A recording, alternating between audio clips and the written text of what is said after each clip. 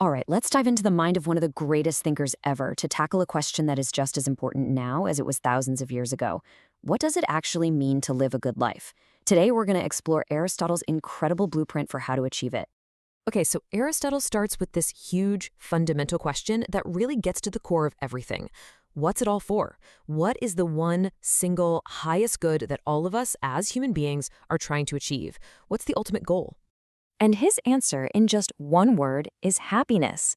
But, and this is a big but, Aristotle's idea of happiness is probably way different from what we think of today. It's not just about feeling good, for a moment. For him, it's a lifelong quest. The key word here is eudaimonia. It's a Greek word, and while we translate it as happiness, it really means something much deeper, something more like human flourishing. And what's so critical here is that for Aristotle, this wasn't some passive state you just get. It's something you do. Eudaimonia is all about living well and acting well, on purpose, over your entire life. And this quote right here, it perfectly sums up his whole argument. See, to really flourish, you can't just pile up money or chase after pleasure. True happiness, Aristotle's kind of happiness, is an activity that comes directly from your character. It requires virtue.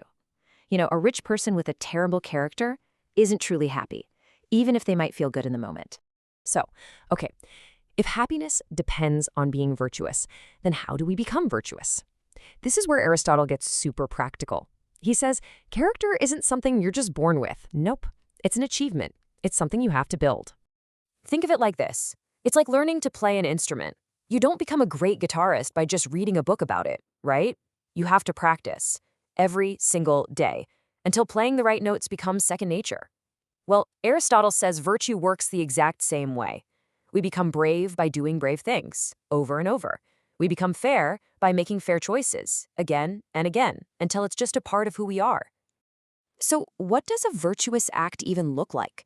To help us, Aristotle came up with his famous doctrine of the mean. He says that every virtue is like a sweet spot, a midpoint between two extremes. On one side, you have a deficiency, and on the other, an excess. Let's take courage. Too little courage, that's cowardice. But too much, that's just being reckless. The real virtue, courage, is that golden mean right there in the middle. But how in the world do we find that middle point in a messy real-life situation? Well, that takes what Aristotle called phronosis, or practical wisdom. You can think of this as the master virtue. It's that skill of good judgment you develop over time that lets you see exactly what you need to do in the right way and at the right time. Now, Aristotle was also crystal clear that this whole quest for the good life is not a solo journey. Not at all. He says we are social creatures through and through. I mean, this quote says it all, right? He argues that the very best kind of friendship isn't about what you can get from someone or just having fun, but it's based on a mutual respect for each other's good character. And this social nature of ours, it scales all the way up. For Aristotle, an individual person's ability to flourish is totally tied to the kind of community they live in. So you can't really understand the good life for a person without also thinking about the good life for a society. He famously called human beings political animals. The point he's making is that the state, or the city, isn't just there to provide security or enforce contracts. No, its ultimate purpose is to create the kind of place where citizens can actually achieve eudaimonia, where they have a real shot at living well and flourishing. So to figure out which kind of state does this best, Aristotle basically categorized all the forms of government. The really important difference for him wasn't just who is ruling, is it one person, a few people, or everybody? The real question is, why are they ruling? Are they ruling for the good of the whole community or just for themselves?